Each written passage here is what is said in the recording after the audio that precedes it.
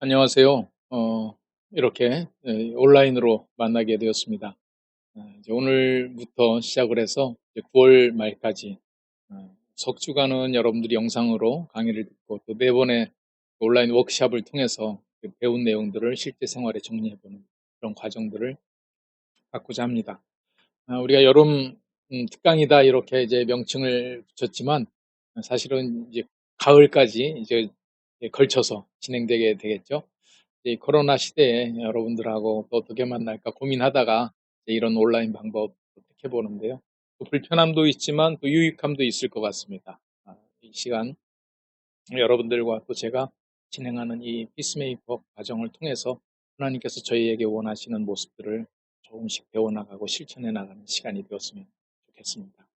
이 과정을 시작하면서 제가 먼저 기도하고 시작하도록 하겠습니다. 하나님, 저희들이 이렇게 온라인 과정으로 서로가 대면하고 있습니다. 현장에서 서로 호흡을 느끼진 못하지만 이 대면 강의를 대신하여 이렇게 또 온라인으로 진행할 수 있도록 해주시니 감사합니다. 앞으로 진행되는 강의와 또 우리 온라인 워크숍을 통하여 하나님께서 이미 우리에게 허락하셨고 또 부여주셔서 우리에게 실천하기를 원하시는 화평의 모습들을 배우고 훈련해 나가는 저희들 되게 하여 주시옵소서. 시작부터 마지막까지 잘 집중해서 훈련해 나갈 수 있도록 도와주시기를 원하오며 모든 말씀 예수님 이름으로 기도드립니다. 아멘. 예, 오늘 이제 피스메이커 학교 과정에 대한 안내를 좀 드리도록 하겠습니다. 온라인으로 어떻게 진행할 것인지에 대한 내용인데요. 어, 핵심 원리의 강의는 8월 9일, 오늘부터 27일까지 석 주간 동안 총 6편의 강좌를 업로드할 예정입니다. 그래서 월요일과 목요일 오후 5시에 강좌가 업로드 되고요. 업로드 된 이후에는 여러분들이 자유롭게 또 여러 번 반복해서 청취를 하실 수 있습니다. 그리고 그 업로드에 대한 내용 속에 또 그 다음 복습과 예습에 대한 여러분들이 해야 될 약간의 과제 이런 것도 제시해 드릴 거고요.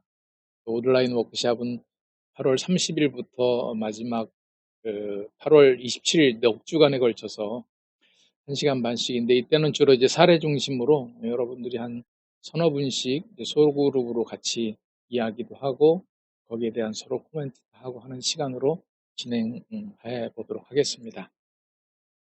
오늘은 이제 오늘은 전반적인 인트로덕션이라고 할 수 있는데요.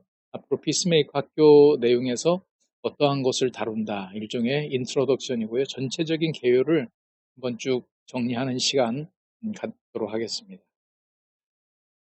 저는 마태복음 5장 9절을 여러분들한테 소개해 드릴 때마다 꼭 한 글자씩 한번 빼놓아 봅니다. 여기에 들어갈 단어가 뭘까요? 예전 개혁한 성경에는 화평케라고 되어 있었는데 개혁 개정에는 이제 화평하게 하는 자 이렇게 되어 있죠. 화평하게 한다. 영어로 이게 peacemaker 만들어 간다라고 하는 그 단어에 해당되는 겁니다. 화평을 맛본다, 느낀다, 누린다, 지킨다 정도가 아니라 이 본문에서 분명히 있는 의미는 만들어 가는 겁니다. 화평을 만들어 간다는 거죠. 그런 자가 복이 있다. 어떤 복이 있느냐? 하나님의 아들이라 일컬음을 받는다라고 하는 겁니다. 그러니 하나님의 아들이라 일컬음을 받음에 있어서 굉장히 중요한 의미죠. 왜냐하면 우리가 그리스도의 증인으로 살아가기 위하여서는 내가 구원받은 구원의 확신만 가지고는 내가 다른 사람에게 증인의 역할을 할 수 있을까? 물론 자신의 경험을 가지고 이야기를 하면 되겠죠. 증인의 역할을 할 수 있으나 그 증언이 정말 효력 있게 상대방에게 전달되도록 하나님께서는 우리에게 뭘 원하시느냐? 화평을 만들어가는 사람이 될 때 하나님의 아들이라고 일컬음을 받는다. 일컬음을 받는다는 것은 내가 하나님의 아들이라고 주장한다는 게 아니고요. 다른 사람들이 나를 하나님의 아들이라고 인정하고 불러준다는 얘기죠. 그때 내가 그리스도의 증인으로 살아갈 때 나의 메시지가, 나의 증언이 효력 있게 전달되지 않겠습니까? 그래서 우리는 이 땅에 그리스도의 증인된 삶을 살기 위해서라도 화평하게 하는 자로 살아가는 것은 매우 중요하고 이것이 그리스도인의 삶의 본질이다 이렇게 생각을 합니다. 그러면 이 화평을 만들어 가려면 만들 때는요. 하나님은 아무것도 없는 무에서 유를 창조하시지만 오늘 우리에게는 없는 데서 만들어내는 게 아니라 재료가 필요하죠. 화평을 만들어가는 재료. 뭘까요? 화평을 만드는 재료. 예, 바로 갈등입니다. 갈등. 화평을 만들어가는 재료가 갈등이다. 참 그 아이러니컬하죠. 좀 역설적인 이야기입니다. 그래서 우리가 이 갈등이 있어야만 화평을 만들어 나간다. 물론 천국에서의 삶은 무엇을 통해서 만들어가는 게 아니라 그 삶 자체가 안식이요 평화입니다. 갈등이 없어도 화평을 누리는 안식의 세계죠. 그러나 이 세상에서 오늘 우리는 화평을 만들어내기 위해서 뭔가의 과제, 그 원재료가 있습니다. 그게 바로 갈등이죠. 여기서부터 한번 여러분들 제 갈등에 대한 의미를 다시 해석할 수 있기를 바랍니다. 우리는 이 갈등이라고 하는 글자 자체도 한번 이게 어디에서 유래했나 한번 살펴볼 필요가 있는데요. 봤더니 이 갈등이라고 하는 말이 불경에 있더라고요. 불교 경전에. 그래서 그 갈등이라고 하는 말이 그 출애경 제3권에 있다고 이제 소개되어져 있던데요. 그 뜻은 상대방에 대한 지나친 애욕으로 집착이 되어 가지고 막 압박하고 파멸로 이끄는 것. 그래서 이 애욕, 상대방을 아주 그냥 옥죄는 것. 그래서 상대방을 파멸로 이끄는 이것을 이제 칡넝쿨이라. 그래서 이 갈등은요, 칡갈자에 등은 넝쿨을 의미하는 등이라고 합니다. 그래서 갈등은 칡덩굴이다. 이게 이제 중국에서의 한자의 의미였고 불경에서 나왔던 오리지널 의미인데 이게 일본으로 건너가면서 조금씩 의미가 달라지기 시작한 것 같아요. 일본에서는 이 한자를 등자를 덩쿨 등자로 쓰지 않고 등나무 등자로 해석을 해서 칡과 등이 서로 얽히어서 대립했다라고 하는 그 칡과 등나무의 개념은 일본식 한자에서 나온 해석인데요. 우리나라는 이제 거기다 한 걸음 더 나가가지고 일본의 해석에다가 그 칡과 등나무가 오른쪽으로 감기느냐 왼쪽으로 감기느냐 우권 좌권 이렇게 식물을 다루시는 분들은 정리하더라고요.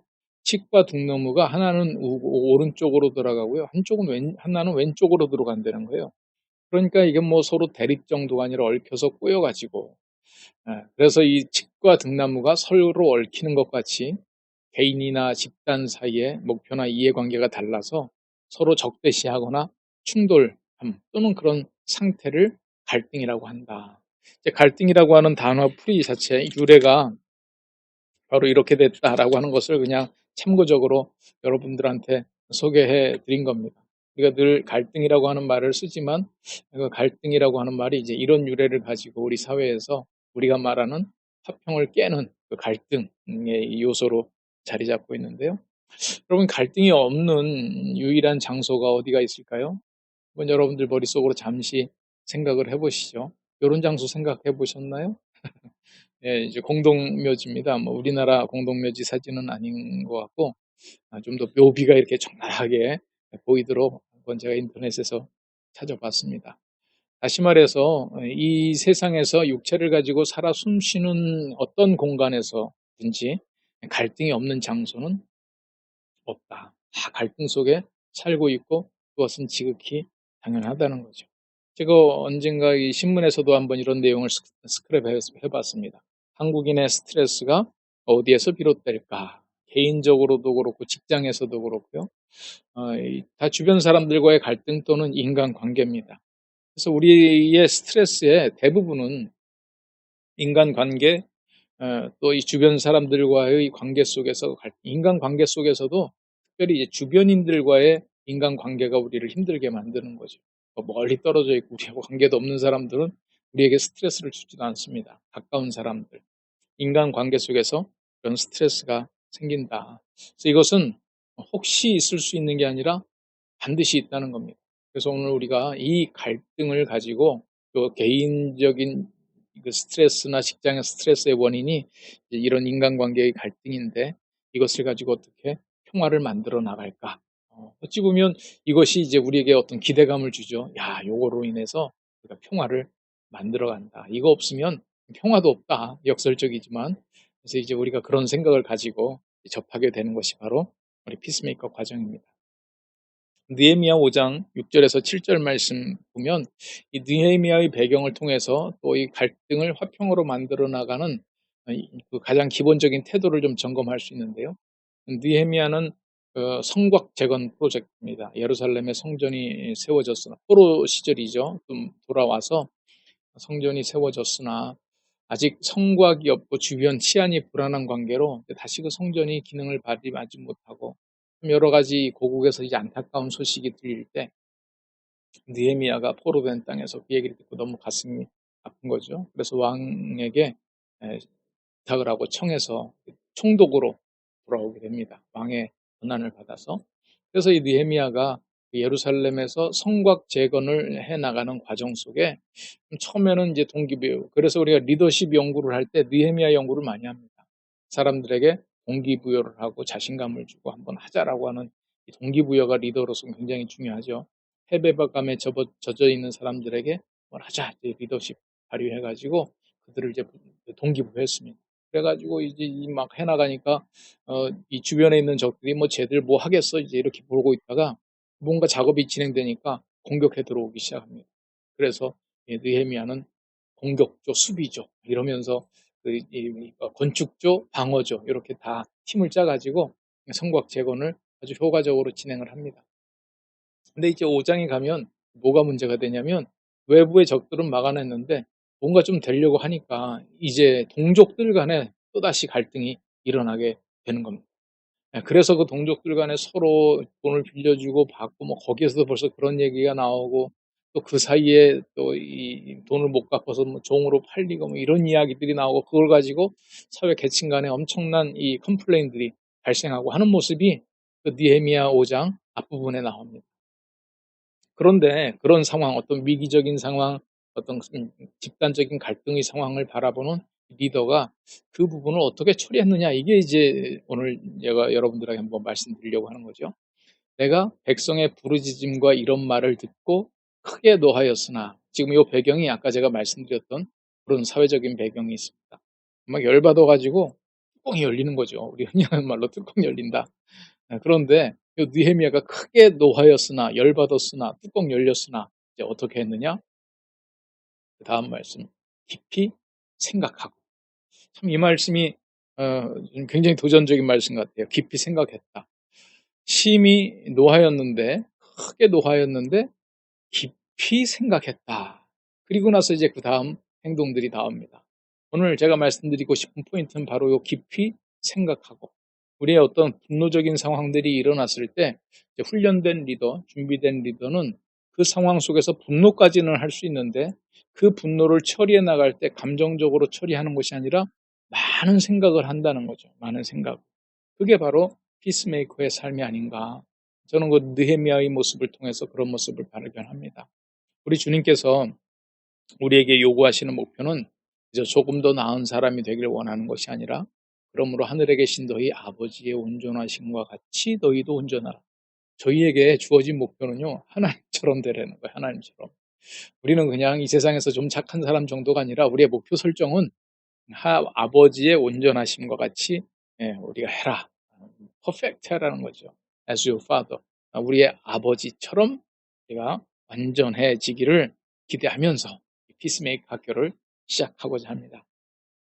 그럼 이제 이 피스메이커 학교에 대한 내용, 우리는 그럼 이런 상황 속에서 무엇을 해야 되겠는가? 그래서 이 갈등에 대한 내용들을 어떻게 다뤄나가야 되는가? 오늘 제 1과에서는 여러분들이 이제 교재를 소개해드리겠는데요. 요 화평하게 하는 자, 이 단행본, 이게 우리의 교과서인데, 이거는 늘 이제 수업 시간에 펼쳐놓고 사용하는 교재는 아니고요. 여러분들이 제 강의 전후로 이 책을 좀 두툼하죠. 두툼하지만 석 주 동안 쭉 읽어 나가는 것, 이게 목표고요. 수업 시간에 사용하는 교재는 그 책에 대한 내용을 좀 서머리 해놓은 화평으로 심는 자라고 하는 이 알파간 이 교재입니다. 그래서 여러분들이 이 교재를 가지고 수업 시간에 여기에 있는 이제 빈칸들을 메꿔 나가면서 같이 공부하도록 하겠습니다. 그래서 제 1과에는 제가 이제 한국적인 상황 속에서 우리가 좀 생각해야 될 주제들, 왜냐하면 피스메이커라고 하는 책은 미국의 켄 산데라고 하는 그 변호사이자 크리스찬 장로님이 쓰신 책인데요. 미국 문화 속에서 썼기 때문에 과연 이것이 우리 문화 속에서 어떻게 적용이 될까 생각을 하면서 내용을 정리해 보고 또 앞으로 피스메이커 학교에서 다루는 전반적인 내용들을 소개하고자 합니다. 이 갈등이라고 하는 것은 우리가 이 개인적인 원인도 있지만 어떤 환경적인 원인도 있습니다. 우리가 앞으로 공부해 나갈 이제 2화부터 공부해 나갈 그 구체적인 내용들은 우리의 개인적인 차원들을 다루는 겁니다. 그러나 제가 이 시간 여러분들한테 우리 대한민국 오늘 우리 이제 강의를 듣는 분들이 다 한국말로 들으시는 분들이잖아요. 그래서 한국 또 때로는 우리가 온라인으로 하다 보니까 지금 현재 살고 있는 장소는 한국이 아닌 분들도 이제 들으실 수가 있더라고요. 그러나 한국말로 듣는다라고 하는 것은 외국에서 태어나서 한국말을 배워서 습득하신 분들도 있을 수 있지만 한국에서의 자라난 경험들, 한국 사회의 역사적, 사회적 경험들을 공유하고 있다고 전제하고 한번 이 한반도 땅에서 일어나는 갈등에 대한 환경적 요인들을 첫 번째 시간에는 좀 생각해 보려고 합니다. 그리고 어느 곳에 살든지 어느 나라 사람이든지 다 공동적으로 갖고 있는 개인적인 원인들을 성경 말씀에 의해서 또 다루어 나가고요. 한국은 이거는 어떤 분이 강의할 때 이렇게 정리를 했길래 그분도 이제 인터넷에서 찾아 정리했다고 그래서 제가 좀 인용하겠다고 허락받고 그냥 그대로 갖고 왔습니다. 세대별로 좀 나눴더라고요. 세대별로. 한국의 베이비 부머 세대가 있고 또 한번 보세요. 1940년부터 59년생을 이제 베이비 부머다. 고도 성장의 시대고 아이들을 황제처럼 모시고 주산, 헌맹 1세대, 부모님께 순종했던 세대. 가족들을 위해서 밤새워 일했지만 자식들로부터 함께 놀아주지 않는다고 따돌림 당하는 비운의 세대. 이제 그다음에 386 세대죠. 뭐 민주화, 학생운동, 뭐 낮에 돌 던지고 밤에 막걸리 마시고 토론하고 막 과연 목적이 이 폭력이라고 하는 수단을 정당할 수 있느냐 뭐 이런 거 가지고 토론도 하고요. 또 이때는 기러기 부부가 많은 세대다. 집단주의에 익숙한 문화에 익숙한 세대다. 저도 보니까 386 세대네요. 이제 X세대, X는 정의할 수 없다. 주위의 눈치를 보지 않는 어떤 개성파들, 경제적인 풍요 속에 성장하고 서태지와 아이들, 워크맨 삐삐 이것을 사용한 첫 세대. 1994년 첫 수능을 경험한 수능 세대다 이렇게도 부르고요. Y세대, 밀레니얼 세대, 베이비 부모의 자식들의 세대라는 거예요. 자기 위주로 생각하고 행동하고요. 대학 진학률이 이제 매우 높아졌죠. 학교가 엄청 늘어났습니다. SNS를 능숙하게 사용하고 자기 표현 욕구가 아주 강한 세대다. 그 다음 이제 현재까지를 이제 Z세대, G세대, 또 그 다음에 뭐 MZ세대 이런 얘기를 하던데요. X세대 부모들의 자녀 세대, 유튜브와 함께 자라난 유튜브 세대, 태어날 때부터 인터넷을 경험한 디지털 네이티브다 이렇게 얘기를 해요. 풍족한 환경에서 살았지만 근데 부모 세대가 겪는 2000년대 말 금융위기 어떤 경제적인 어려움을 보고 나서 안정성과 실용성을 또 추구하는 세대의 특징이 있다는 겁니다. 그래서 어찌 보면 이 세대가 또다시 이제 어떤 경제적으로 뭐 이념적이고 이데올로기를 벗어나서 매우 실용적인 세대가 또 형성되고 있어요. 이거를 한번 쭉 이렇게 표시를 한번 해봤습니다. 요거는 그냥 한번 이렇게 그 MZ 세대부터 시작을 해가지고 베이비 부모 세대를 지금 연령별로 한번 이렇게 해봤어요. 20대가 Z 세대부터 지금 현재 80대를 넘어가시는 베이비 부모 세대가 제가 이제 뭘 보여드리려고 그러냐면 지금 현재 함께 공존하고 있다. 함께 공존하고 있는 시대. 이들이 함께 살아가고 있어요. 그럼 이 82세 베이비 부모 시대에 1960년대 우리나라 국민 소득이 82달러였었는데요. 이게 지금 Z세대에 이르기에는 3만 달러가 넘어가고 있는 시대가 됐습니다. 3만 달러. 여러분 지금 이 3만 달러가 넘어간다. 제가 이것을 또 보여드리는 이유는 뭐냐면 우리의 역사는요. 우리 사람들의 기억 속에서 얼만큼 과거냐라고 하는 건 큰 의미가 없습니다. 어제와 50년 전, 60년 전은 다 내 기억 속에 있어요. 다시 말해서 다 어저께라는 거죠. 어제도 어저께고요. 10년 전도 어저께고 50년 전도 어저께입니다. 그러니까 다시 말해서 이 베이비 부머 세대들의 머릿속에는요. 82달러의 가난한 시절이 바로 어저께란 말이죠. 그래서 어저께 $82의 가난한 세월이 있고 오늘 3만 불 시대를 살아가는 겁니다. 그러니까 그 기억이 다 한꺼번에 공존하고 있죠. 지금 그런 분들의 머릿속의 정도가 아니라 바로 어제 겪었던 생생한 삶의 현장의 모습들, 어떤 모습들이 있느냐, 이런 사진들 저도 인터넷에서 좀 찾아봤습니다. 60년대 또 뭐 이 베이비 부모 세대들이 살아가면서, 이건 뭐 신촌의 그 연대 쪽 같은데요. 이화사장 아마 이대 있는 그 근처 같고, 뭐 해방촌이라든지 이런 청계천 근처의 판잣집, 이런 역사가 지금 생생하게 어제로 기억되고 있는 분들이 이제 베이비 부모 세대고요. 일부는 386 세대도 이런 걸 공감하고 있죠. 이게 청계천을 복개하고 있는 작업입니다. 이거를 다시 뜯어내 가지고 지금은 물을 흐르게 만들어 놨는데, 이런 시절을 지금 바로 어저께로 공감하고 있는 분들이 지금 베이비 부모 세대들이고 386 세대들이고, 요새는 소아 비만 때문에 걱정을 하는데, 그때는 이 빈곤에서 어떻게 헤어날 수 있을까, 어떻게 이 아이들을 잘 건강하게 키울 수 있을까, 이게 이제 우량아 선발대회라고 하는 거, 이런 걸 했었죠.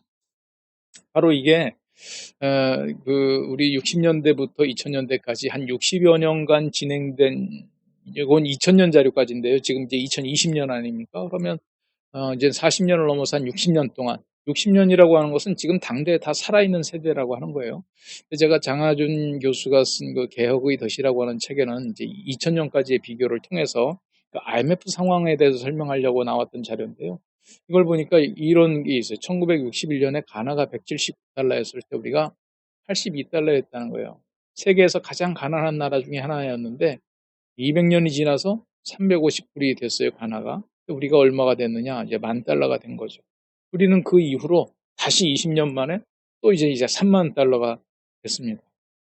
제가 그 세계은행 요게 그냥 화면 캡처를 해가지고 이제 잘 보이실지 모르겠어요. 만약에 이제 더 정확한 그림을 보고 싶으시면 그 데이터 월드뱅크.org 여기에 들어가시면 이제 나오는데요.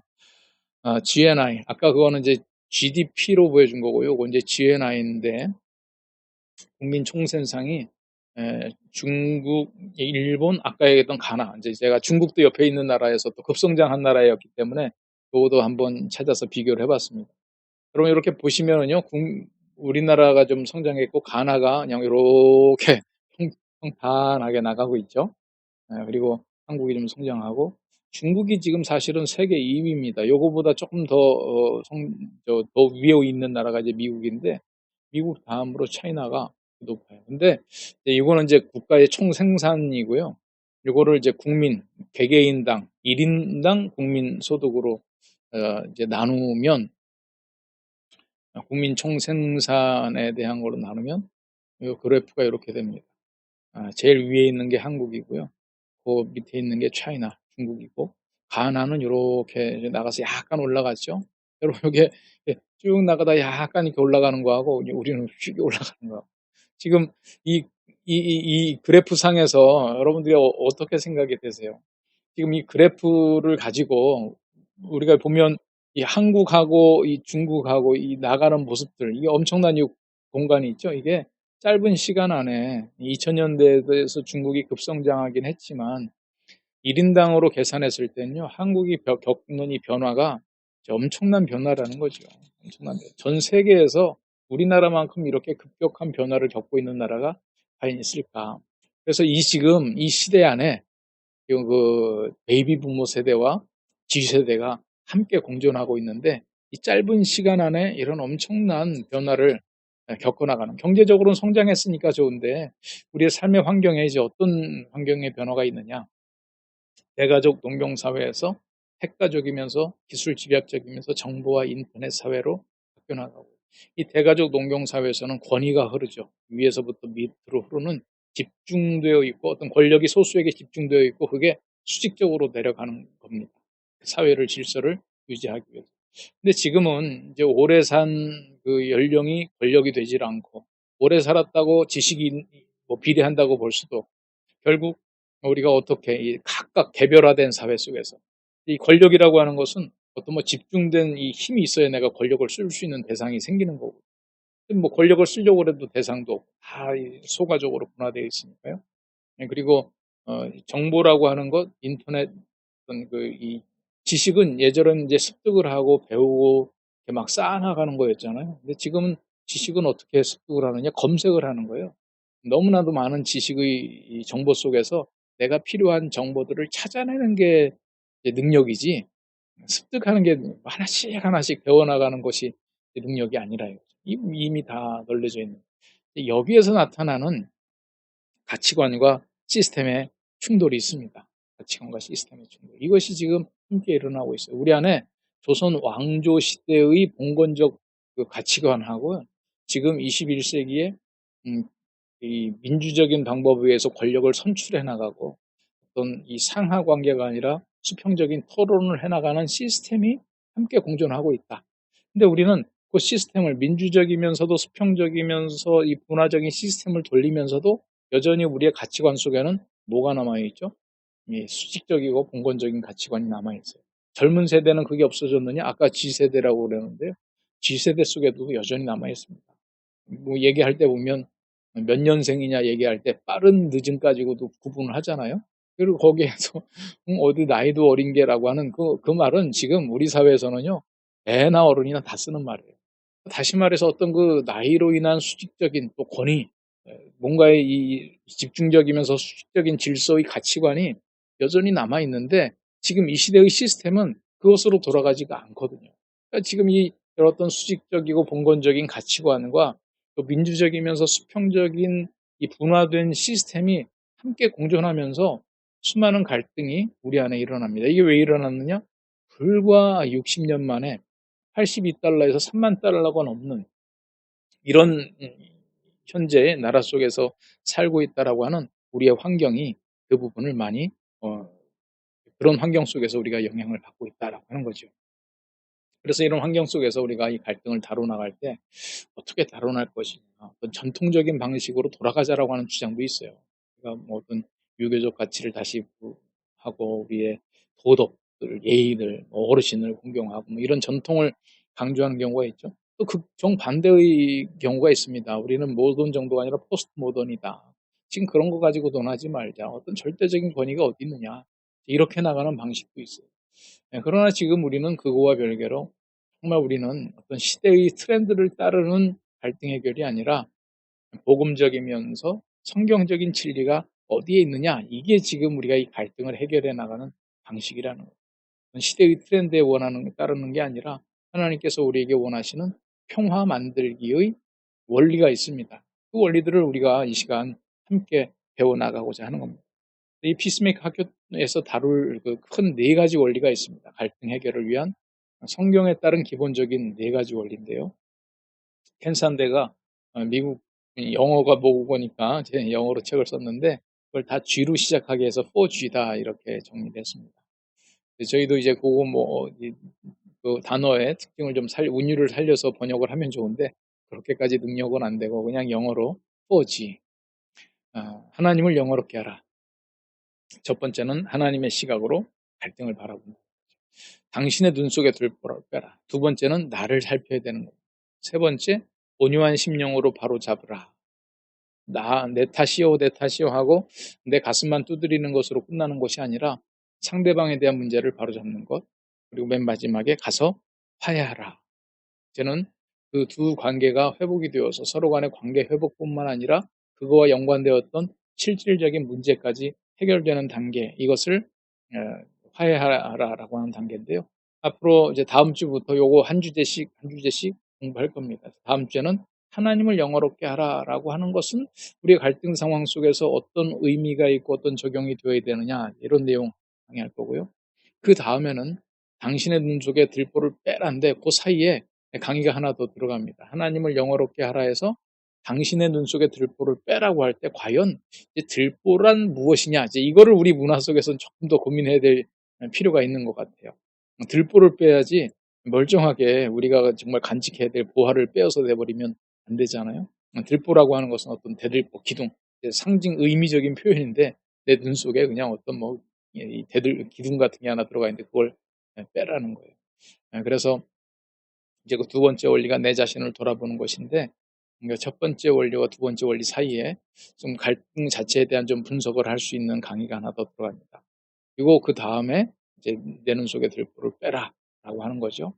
예, 그다음 이제 세 번째 원리가 상대방을 어떻게 그러면 바로잡느냐. 바로잡는 것도 포커스가 있지만 그냥 뭐 이게 폭력으로 바로잡는 건 안 된다 이거죠. 온유한 심령으로 바로잡는다. 온유한 심령이라고 하는 것이 어떤 그 바로잡음에 대한 방법론이고, 바로 잡는다라고 하는 것이 온유하게만 해 가지고 되는 게 아니라 온유함의 목적이 있다. 바로잡는 것이다. 상대방을 진정으로 섬기기 위해서 온유한 심령으로 바로잡는 것은 어떻게 해야 될 것이냐. 그리고 이제 마지막에 가서 화해하라인데, 화해하라라고 하는 것은 내가 저 사람을 혼자 용서해 주는 것 정도가 아니라 그 사람도 나를 용서하고 나도 그 사람을 용서하고, 또 용서를 통해서 관계 회복뿐만 아니라 우리가 이런 어떤 걸림돌을 발생시켰던 어떤 이해관계에 대한 차이, 서로 견해에 대한 차이, 이런 부분들을 실제적으로 어떻게 조정하고 다루어 나가고, 그거를 우리의 사회 비즈니스적인 용어로 얘기한다면 협상, 니고시에이션하고, 이걸 통해서 마무리 짓는 것. 그것이 이제 또 한 강의가 됩니다. 그래서 오늘 전체적인 강의와 또 하나님을 영어로 꾀하라 내 눈 속의 들보를 빼라 그 사이에 이제 들보가 무엇일까라고 하는 어떤 분석을 돕기 위한 강의, 또 두 강의를 플러스 한다면 또 네 가지 원리와 그 두 강의 합해서 이제 6주간 강의가 진행되는 겁니다. 그래서 오늘은 그 첫 번째로 전체를 이제 소개하는 시간 가지고요. 다음 주부터는 이렇게 한 대목씩 한 대목씩 살펴볼 겁니다. 그러면 이런 갈등 해결을 위한 이 성경적인 원리를 적용하려면 우리가 갈등에 대해서 대하는 태도가 필요하겠죠. 처음에도 그런 말씀 드렸지 않습니까? 우리가 평화를 만들려면 뭐가 필요하다? 재료가 필요한데 그 재료가 뭐냐? 바로 갈등이라는 거예요. 그래서 그 갈등에 대해서 우리가 어떻게 반응을 해야 되느냐?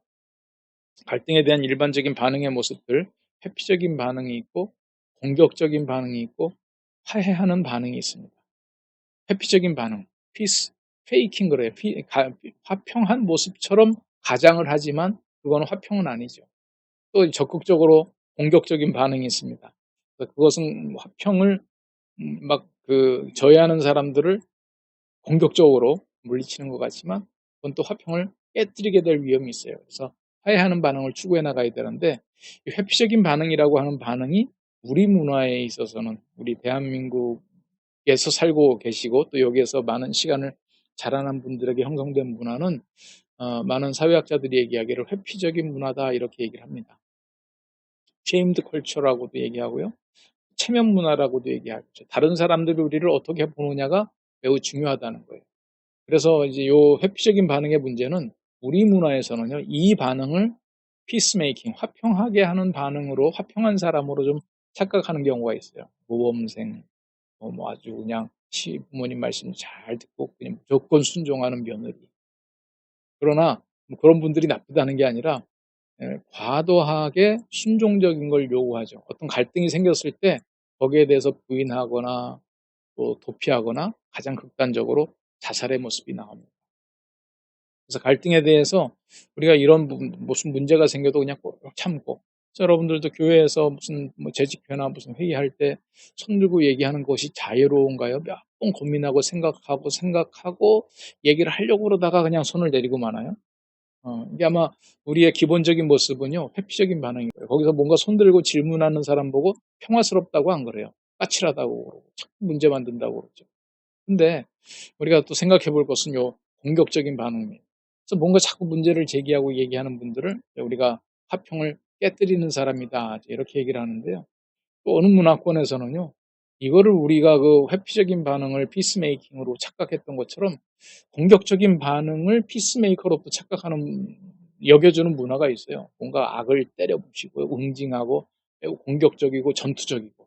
그래서 그들의 모습에 이제 피스메이커라고 하는 말을 붙이는 분들을 보면 악에 대해서 투쟁하는 사람들이지, 이렇게 미소를 머금으면서 머리를 끄덕끄덕하면서 누가 뭐라고 그래도 가만히 있고 이런 사람들을 피스메이커라고 보지 않습니다.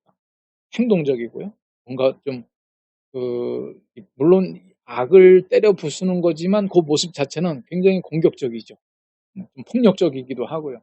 그러나 이제 그 폭력이 이제 개별적인 폭력과는 다른 게, 이제 국가가 합의해 준 폭력, 사회가 인정해 준 폭력일 때는 정당한 폭력이지만 이제 그러지 못할 때는 정말 그 부정적인 적인 이제 폭력이 되는 거죠. 그러나 어쨌든 요런 공격적인 반응이 피스메이커로 여겨지는 문화도 있다. 그러나 우리는 이 공격적인 반응, 폭력과 소송과 살인을 통해서 악을 청산한다고 그것을 피스메이킹이라고 볼 수는 없다. 그래서 피스메이킹은 뭐냐? 화평하게 하는 것은 갈등에 직면하는 거죠. 갈등, 정말 간과 관계 회복 협상, 이 왼쪽에 있는 것은 1대1 화해 반응이라고 합니다. 먼저 너와 그 사람과만 상대하여 말하라. 그리고 조정, 중재, 교회의 책무, 그것은 제3자가 개입된 화해 반응이다. 마태복음 18장에 나오는 절차에 따라서 먼저 너와 그 사람과만 대하여 말하고 그래도 듣지 않거든 한두 사람 교회, 한두 사람, 두세 사람 교회 이런 과정들을 밟으라고 말씀하고 있죠. 그래서 이런 내용도 온유한 심령으로 바로 잡으라 해서 또 구체적으로 다룰 내용들입니다. 그래서 오늘 전반적으로 이제 소개하자면 아까 그 얘기했던 네 가지 원리, 하나님을 영화롭게 하라, 내 눈 속에 들보를 빼라, 온유한 심령으로 바로 잡으라, 가서 화해하라. 거기에 갈등에 대한 반응, 그 원리를 적용하기 위해서 갈등에 대해서 내가 회피적인 반응도 아니고 공격적인 반응도 아니고 화해하는 반응을 해 나간다라고 하는 것이 바로 이 피스메이커, 성경적인 갈등 관리, 매니지먼트라고 얘기할 수 있는데요. 여기에 대한 전반적인 내용이다라고 말씀할 수 있습니다. 그래서 우리가 이 훈련의 목적, 인간관계의 갈등을 해소하는 하나님의 방법을 알기 위해서. 여러분, 요게 이제 그 교재 빈칸에 이제 여러분들이 요걸 보시고 이제 채워 넣으시면 돼요. 요걸 교재 보시면 정리하도록 되어 있습니다. 또 인간관계의 갈등을 하나님께 영광을 돌리는 방법으로 훈련받기 위해서, 알기 위해서, 또 아는 것으로 끝나는 것이 아니라 그것을 실제 우리가 실천할 수 있도록 훈련받기 위해서. 그래서 결국은 어떻게 되느냐? 신앙과 삶이 일치하는 신앙생활. 신앙을 좀 구분한다면 신앙이 하나님과의 관계라고 한다면 그것이 우리 일상생활 속에서 다른 사람과의 관계 속에서 나타나는 걸 생활이라고 얘기할 수 있겠죠. 신앙생활, 신앙과 삶이 일치하는 신앙생활이 되도록 돕고 격려하기 위해서. 그리고 우리가 이걸 통해서 궁극적으로 뭘 알아가느냐? 하나님의 평강을 알고요. 그리고 나서 이 평강을 다른 사람들에게 전하는 거죠. 아까 말씀드렸죠. 피스메이커라고 하는 것은 우리가 화평을 만들어 나갈 때 다른 사람들이 우리를 뭐라고 불러주느냐면 하나님의 아들이라고 불러준다는 거예요. 일컬음을 받는다. 그럴 때 우리가 예수 그리스도를 증거할 수 있는 증인으로서 강력한 무기가 되는 겁니다. 그래서 어떤 방식으로 이제 우리가 공부를 해나가느냐? 우리가 기도하고 책을 읽고요. 책은 여러분 그 피스메이커 학교 교재 또 거기에 따른 읽기에 대한 내용 아까 제가 석주 동안 요 책 한 권을 읽자 이제 그렇게 말씀드렸는데요. 거기 오늘 강의부터 또 다음 강의까지 공부해야 될 부분들도 읽고요. 여러분들 그 학생용 교재 요 넓은 교재 있잖아요. 이 뒷부분에 보시면 노란 그 색 요 뒷면이 노랗게 돼 있고 컬러가 잘 안 나오는 이게 이 암송 카드들이 있습니다. 이게 절취해 가지고요. 외우기 좋게 여러분들이 그걸 통해서 성경 암송이나 어떤 피스메이커의 원리들을 암송하실 수 있도록 그래서 암기도 하고 그래서 평화의 씨를 뿌리는데 기도 후원자를 정해서 매주 기도하도록 합니다. 여러분들이 이 과정을 통해서 뭔가 이 전수해 주는 것도 필요하잖아요. 여러분들이 이 과정을 잘 할 수 있도록 누군가에게 기도 부탁하는 것, 그것도 필요하고, 기도 부탁뿐만 아니라 여러분들이 배웠던 내용들을 같이 이야기 나누면서 복습할 수 있는 분, 그분이 우리를 위해서 기도도 해주고요. 여러분들이 꼭 그런 실천을 할 수 있었으면 좋겠습니다. 그래서 매주 책 읽기와 암송의 과제물을 준비하고요. 또 중요한 거는 이 과정에서 배운 것들을 실제 상황에서 적용하도록 노력한다. 이 강의 중에는 여러분들의 실제 사례들을 많이 요구하진 않겠지만 한번 여러분들도 일상생활에서 경험하게 되는 갈등은 뭔가 이걸 생각하면서 실제 사례를 한번 준비를 해 보세요. 그래서 첫 번 이 석주 지나가고 이제 8월 말 지나가서 그 나머지 넉 주 동안 우리가 워크숍 할 때는 여러분들의 어떤 실제적인 사례, 이것도 큰 사건이 아니고요. 제가 나중에 말씀드리겠지만 일상에서 벌어지는 아주 작은 해프닝 같은 일들이 있어요. 그걸 가지고 우리 연습을 해나가는 겁니다. 왜냐하면 그 작은 일이라고 그래서 뭐 결코 쉽지도 않고요. 모든 갈등의 요소들은 그 안에 다 포함되어 있습니다. 그래서 그거를 자꾸 연습하다 보면 우리가 말하는 어떤 사회적인 또 여러 사람이 관계된 갈등들, 또 국가적인 갈등들, 사실 원리는 똑같아요. 그래서 우리가 그런 아주 자그마한 내용들을 가지고 연습해 나갈 수 있도록 준비를 하고, 그래서 암송을 통해서 하나님의 말씀을 마음속에 새기고 갈등 상황이 일어날 때마다 사용한다. 아까 그 암송 카드에 대한 말씀드렸죠. 이렇게 해서 우리가 첫 번째 그 피스메이커 학교에 대한 소개를 드렸고, 이제 다음 우리 목요일 날 제가 올릴 영상에는 하나님을 영어롭게 하라 제 2과인데, 이제 그 갈등 해결의 첫 번째 원리죠. 하나님을 영어롭게 하라. 그 부분을 강의하도록 하겠습니다. 자, 여러분들이 다음 강의를 위해서 좀 준비를 해주시면 좋겠는데요. 오늘 제가 말씀드렸던 내용들은 화평하게 하는 자, 아까 말씀드린 요 두꺼운 단행본 있죠, 요 단행본. 이 화평하게 하는 자의 머리글과 1장에 그런 내용들이 담겨져 있습니다.